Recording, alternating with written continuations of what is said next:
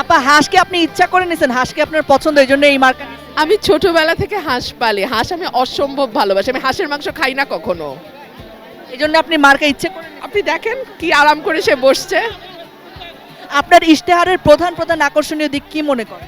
প্রথম হচ্ছে রাস্তাঘাট অবকাঠামো উন্নয়ন, দুই হচ্ছে আমাদের স্বাস্থ্য কমপ্লেক্সগুলো, থানা স্বাস্থ্য কমপ্লেক্সগুলো, সেগুলোর মানোন্নয়ন, ডাক্তার, চিকিৎসক, ওষুধ এগুলো যাতে অ্যাভেলেবল থাকে সেই ব্যবস্থা করা, শিক্ষা 3 নাম্বার, 4 নাম্বার হচ্ছে কর্মসংস্থান। এবং আমাদের সরাইল আশুগঞ্জ পৌরসভা হওয়ার মতন প্রতিটি শর্ত পূরণ করে। সো এই সরাইল আশুগঞ্জকে যাতে পৌরসভা করা হয় সেই ব্যাপারে উদ্যোগ নেওয়া, ব্যবস্থা নেওয়া, এই কাজগুলো আমি করব। জেতার পরে বিএনপি যদি আবার টেনে নিতে চায় দলে, আপনি যাবেন? দিল্লি হনুজ দুরাস্ত।